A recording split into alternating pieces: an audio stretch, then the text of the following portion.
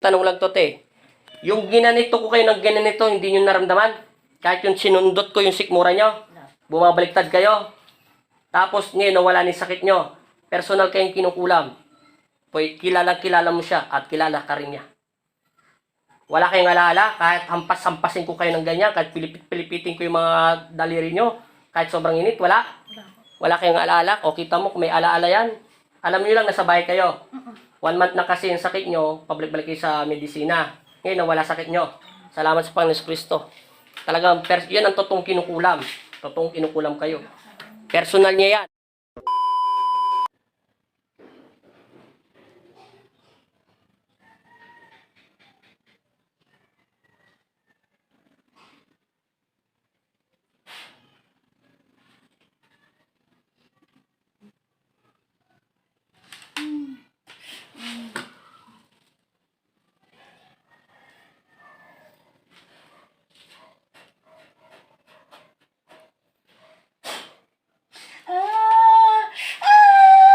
Huli ka na. Sino ka? Bakit mo binibigyan ng sakit ang taong ito? Kilala mo ba si Kristo? Kilala mo ba si Kristo? Babaliin ko yung mga katawan mo dyan sa loob ng katawan niya. Ano? Kilala mo ba si Kristo? May galit ka ba sa taong ito? Pwede ba kita makausap? Huwag ka maingay! Kakausapin kita! Huwag ka... Pupugutan kita ng hininga sa loob ng katawan niya. Wala nang tanong-tanong to. Tao ka hindi. Tao ka hindi. Tao ka hindi. Tao ka hindi. Tao ka ba hindi? Tao ka ba hindi? Tao ka ba hindi? Ano? Anong nilalang ka? Sagutin mo yung tanong ko. Sa pangalan ni Jesus. Sa pangalan ng Ama. Espiritu Santo, amen. Makikipag-usap ka hindi? Ayaw mo ako kausapin? May galit ka ba kay Lourdes? Ako ba hindi?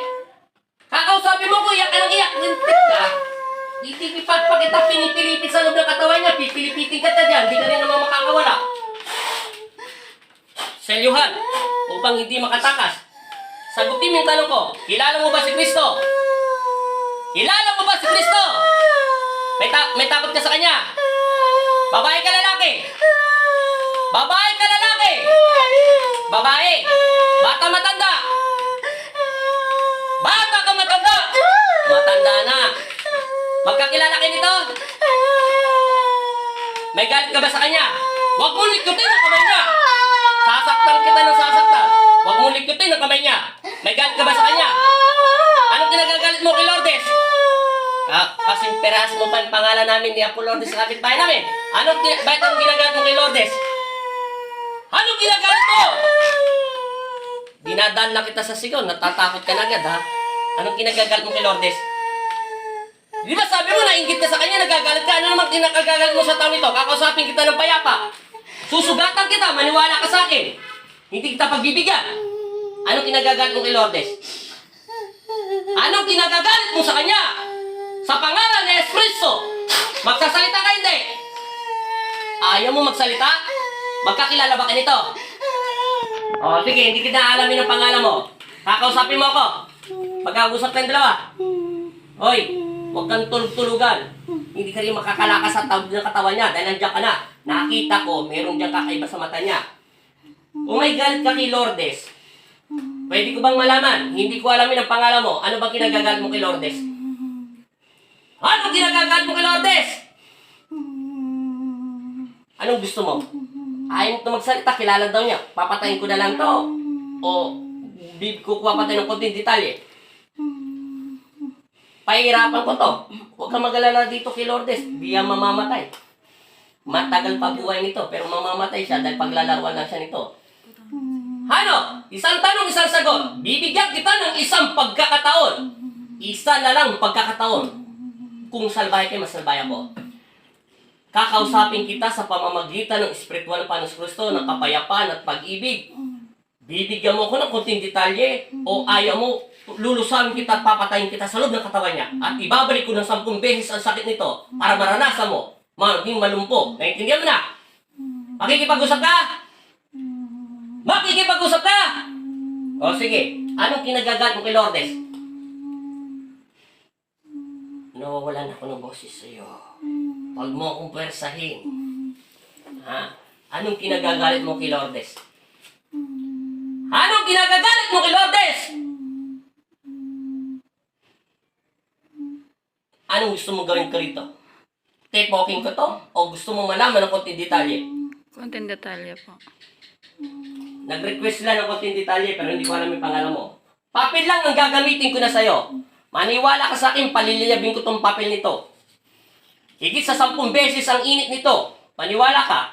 Pagbibigyan mo ako, konting detalye lang. Hindi ko na papakialaman ang pangalan mo. Pagbibigyan kita at palalayain kita. Kung kakalasin mo, ang sakit na nilagay mo sa kanya. Uulitin ko ang tanong. Kung ayaw mo magpakilala kung sino ka at magkakilala kayo nito, ito lang hihilingin ko sa'yo. Kakalasin mo ang nilagay mo sa kanya. Kahit hindi mo kalasingin, akong kakalas yan. Pero susugatan kita ng mas matindi. May anak ka na ba? May apo ka? Mamili ka. Ibibigay ko lahat ng sakit nito sa apo mo. O susuko ka para tanggalin mo yung nilagay mo sa kanya. Tanggalin mo, hindi. Mas gugustuhin mo isakripisyo ang iyong pamilya. Alang-alang lang dyan sa kawalang hiya ng utak mo. Naiintindihan mo? Matakot ka sa Diyos, sarili mong anak at apo, binibenta mo. Naiintindihan mo? Kung wala kang takot sa aking ama, karmahin ka na lang sana, huwag na yung pamilya mo. Naiintindihan mo? Kalasin mo yung nilagay mo sa kanya. Tanggalin mo, dalawang kamay. Bakit tayo mo kalasin? Kalasin mo! Aba, matindi galit dito. Kalasin mo! Ay, ayaw. Ayaw patawarin si Lourdes. Ano ba yan? Ginagalit mo kay Lourdes? Mayaman ba kayo? Hindi pa. May negosyo ba kayo? Wala naman po. Ano ba trabaho sa awan nito? Sa ano po, catering. Ano yun? Ano po, nagmamanage po sa catering sa care. Catering. Opo. Ito ang trabaho nito ni ating Lourdes. Wala po, sa bahay lang. May tindahan siyang sari-sari store. Talagang ayaw mo siya patawarin? Sagutin mo yung tanong ko, ayaw mo patawarin si Lourdes. Tanggalin mo yung sakit na nilagay mo. Bakit ayaw mo kalasin? Kumanda ka. Humihingi lang sila ng konting detalye. Kung ako masusunod, papatay na kita eh. Para matapos na tayong dalawa eh. Para wala nang paano. Huling tanong, ikaw ba yung mangkukulam o pinapagdasalan mo to? Isang tanong, isang sagot. Ikaw ba yung nagtatrabaho o mismong ikaw ang nagdarasal dito? Hindi ka makakatakas yan. Huwag kang magbingi-bingi yan. Mapilit ka talaga, ha? Ayaw mo kalasin. Gamitin mo yung kamay mo, kalasin mo yung sakit mo binigay kay Lourdes. Ayaw niya gamitin. Matapang talaga to. Ama, Jesus, Amang Nazareno, nasa inyong harapan ang iyong anak at muling tumatawag. Pailawin niyo po ang aming bahay at bigyan ng kapayapaan at liwanag ang utak na nasa loob ng katawan ng taong ito. Kung tao ba itong pangit nito, kung ano bang nilalang nito nasa loob ng kiyano. Pero maitim po siya eh. Pero gusto ko po talaga malaman ng detalye. Kilala niyo po ako maggamot. Lahat ng bagay gusto ko malaman kung kinakailangan. Sa pamamagitan ng pagsambit ko sa inyong pangalan at iilawin niyo po itong papel nito upang maging sandata at paaminin ito. Proteksyonal, magnetiko ang kanyang katawan lupa kasi meron siyang konting sakit sa katawan. Kailangan makapasok tayo ng mga luwalhati sa kanya at lulusubin natin siya nang ayaw talaga nito tanggalin, ayaw gamitin kamay. Proteksyonan ang kanyang puso.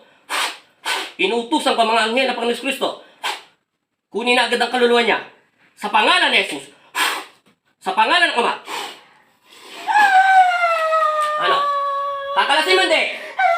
Kakalasin mo! Papel pa lang. Sa pangalan ng Ama. Kakalasin mo hindi? Kakalasin mo hindi? Kakalasin mo hindi?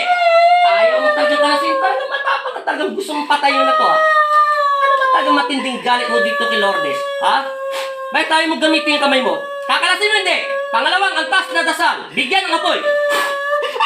Ano? Kalasin mo! Tanggalin mo! Tanggalin mo sa kanya! Gamitin mo yung kamay mo! Ayaw mo talaga! Matinding galit to kay Lourdes, ha? Kakalasin mo hindi? Tingnan mo, tayo ng balibo. Kakalasin mo yung sakit nilagay mo kay Lourdes. Bakit tayo mo siya patawarin? Ano ba ginawa ng tao nito sa'yo? Bakit sukdulan ang galit mo sa kanya? Gusto mo na ba siyang mamatay? Isasama na lang kita sa kamatayan. Gusto mo ba mamatay si Lourdes? Sa pangalan ni Kristo! Sa pangalan ng Ama, papatay na kita pag hindi mo binitawan ang kanyang katawan. Ibilangan kita na 3. Tatanggalin yung sakit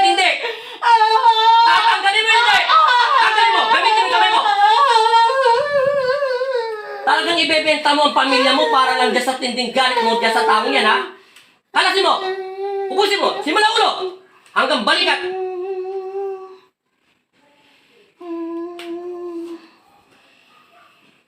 Pasalamat ka, nakapapa ko sa'yo ng konti. Kalas! Bakit gusto mong patayin si Lourdes? Ayaw mong tanggalin yung sakit. Ikaw ba yung magkukulang mo mismo ikaw gumagawa? Ikaw ba yung magkukulang mo mismo ikaw nagdarasal? Alin doon? Oo, kanang oo. Ikaw ba yung magkukulang o hindi? Ikaw yung mismo gumagawa? Ha?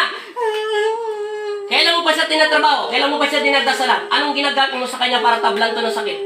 Paulit-ulit na lang daw siya, isang buwan na siya sa doktor. Halos marami na siyang pera. Kung sana binigay niya na lang sa akin. Kaya katawa ka lang tayo. Okay, tanggalin mo. Mapagbiro lang ako, tanda mo, pero malupit ako sa pag tumatawa-tawa ako. Pag tumatawa-tawa ako, payapa utak ko. Ibig sabihin, mas mabilis makapasok ang kapangyarihan ng Diyos kaysa nagsiseryoso ako. Kasi malupit ako pang parusa. Tanong ko lang sa'yo, seryoso ako ha? Seryoso. Seryosoin kita. Ano bang kinagalit mo kay Lourdes? Hindi ko na alam yung pangalan mo. Babae ka ba lalaki? Sabi mo lang yung babae ka lalaki. Babae ka ba lalaki? Babae ka lalaki! Babae! May galit kay Lourdes. Anong kinagagalit mo kay Lourdes? Bigyan mo ko ng konti. Papagalitan ko to pag sinalbahe ka. Ako mismo, magpapagalit dito. Hindi ka pinagalitan ni Lourdes. Mabait ba to? Gano'ng kabait? Pag tulog ang tao, mabait. Pag minsan, ganyan lang ako maggamot. Sige, tanggalin mo yung galit mo kay Lourdes. Magkakilala kayo. Magkapit ba? Hindi. Ay, hindi. Malayo. Hindi. Nagtitinda ka? Hindi. May trabaho ka? Asawa mayroon? Wala rin trabaho? Eh, yung anak mo, yung mga trabaho. Umaasa ka na lang sa anak mo. Kaya matanda ka na. Anong dasal ang ginawa mo kay Lourdes? Anong dasal ang ginawa mo kay Lourdes? Paano mo natasasaktan ng isang tao kung wala kang ginagamit sa isip, sa usog, etc. etc. Alam naman, isa-isain ko yun. Parang ako rin naggisa sa sarili kong bibig. Ano? Anong ginawa mo mahay ka kay Lourdes? Anong ginawa mo kay Apo? Nasasami tuloy ako kay Apo Lourdes kasi may Apo Lourdes kaming pangalan sa kapitbahay namin. Anong ginagawa mo kay Lourdes? Paano siya tinatabulan kasi pabalik-balik siya sa ospital? Nanay, matanda ka na, sabi mo. Anong ginagawa mo kay Lourdes? Bakit siya nagkakasakit ng ganito? Anong ginawa mo? Kasi sabi mo hindi ikaw nagpapabayad, mismo ikaw nagtatrabaho. Anong ginagawa mong dasal? Sa pangalan ni Jesus Cristo, magsalita ka sa pangalan ng aking Ama. Anong ginagawa mo kay Lourdes? Anong ginagawa mo sa kanya? Tanggalin mo pa, marami pa. Kalasin mo! Kakalasin mo, hindi! Kalasin mo! Talagang kalasin mo! Papalitan ko itong papel, maniwala ka sa akin. Anong mamili ka? Yung krus o yung stick? Mas liliyab yun. Pag ang krus, hindi ka makakapagsinungaling doon kahit isang konting hibla lang ng buhok mo. Ganyan kabait ang Panginoon Kristo.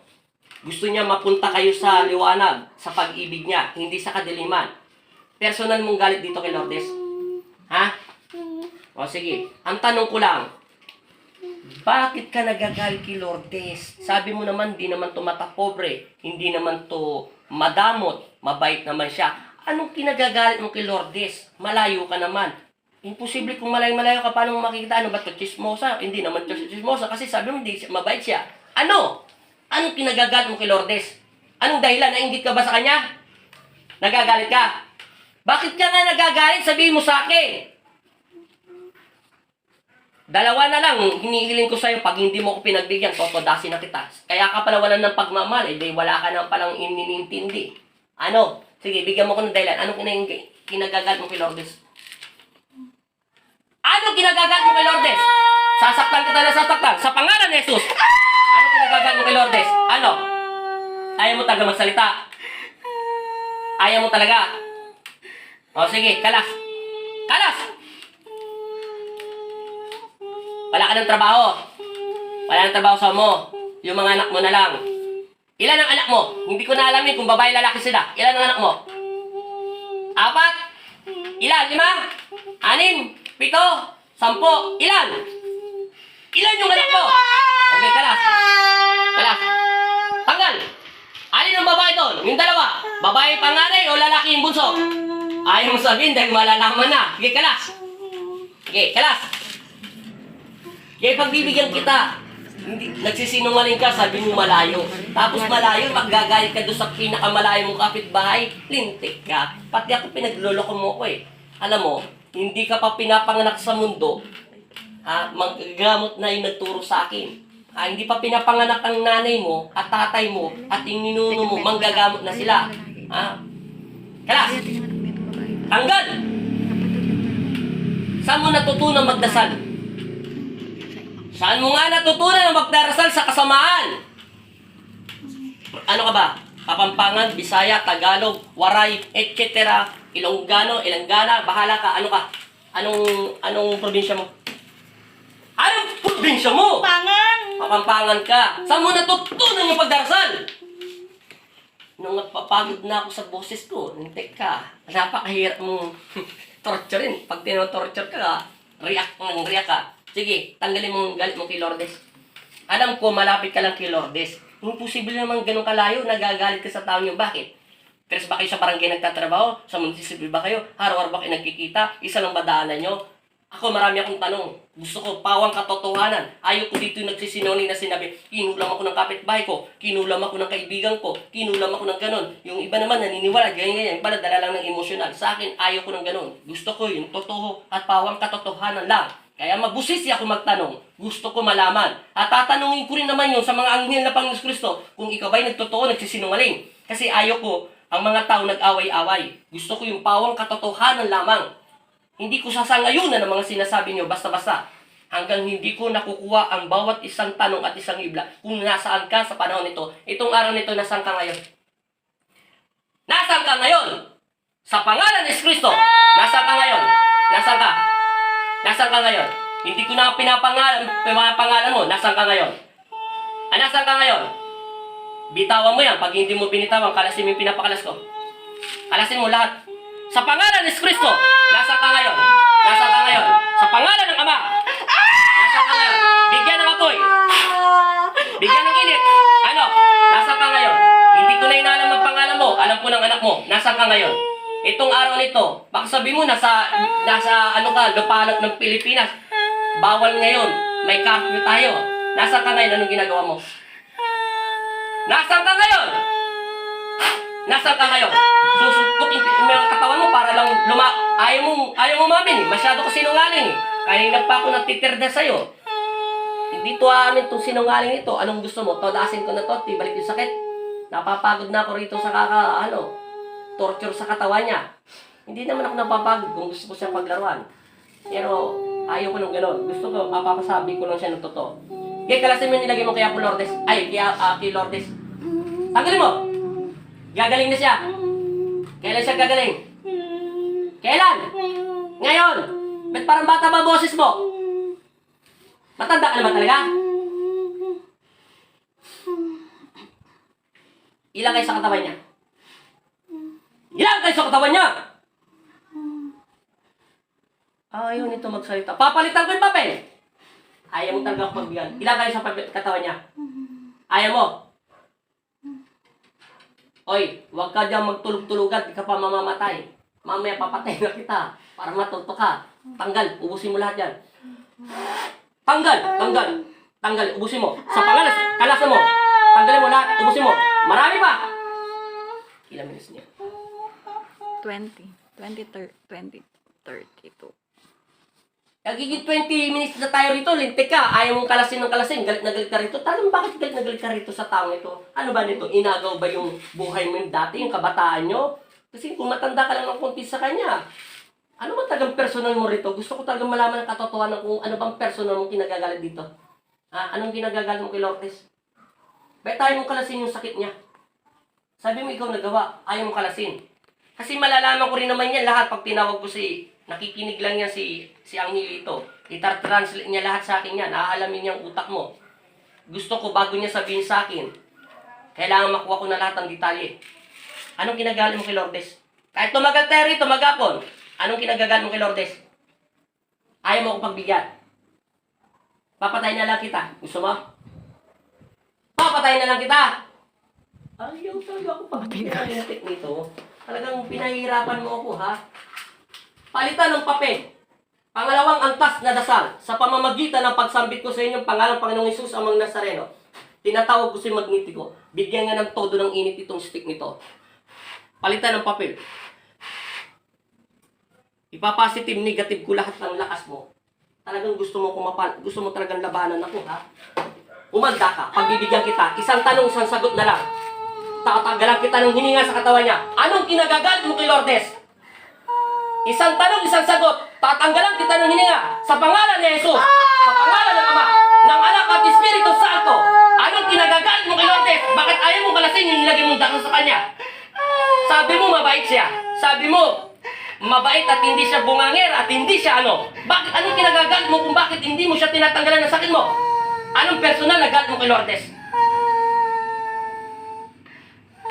Ayaw mo talaga ako aminin sa pangalan ni Kristo. Anong kinagagalit mo kay Lourdes? Ayaw mo talaga, ha? Kakalasin mo, hindi. Sa pangalan niya ba? Kalasin mo, ha? Kalasin mo. Ubusin mo. Kalasin mo, lahat. Hala, ubusin mo. Hindi. Bigyan ng liwanag at kapayapaan ang utak ng taong ito na sa loob ng katawan ni Lourdes. Amen. Okay. Torturing kita pag hindi ka nagsalita. Yun na lang, hindi ko na nga inaalam pangalan mo. Anong kinagagalit mo kay Lourdes? Sa pangalan? Wala. Ito, pasintabi Panginoong Hesus sa mga Nazareno. Talagang matinding galit ang nasa puso nito. Sukdulan ng kasamaan ng kanyang ugali at pag-uugali. At hindi dapat ito nabubuhay sa mundo. Wala kang karapatan na pangunahan ng aking Ama. Binibigyan kita ng pagkakataon kung anong kinagagalit mo kay Lourdes. Galit na galit ka't ayaw mo kalasin ng sakit. Hindi ka naman ang nagpakulam. Mismo ikaw ang nagdarasal. Kailan mo natutunan to? At ayaw mo sabihin sa akin, talagang matindi ang galit mo kay Lourdes, ha?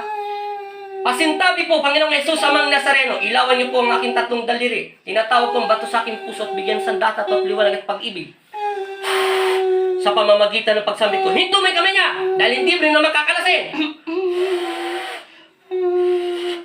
Sa pangalan ng Ama at ng Anak at Espiritu Santo, Amen.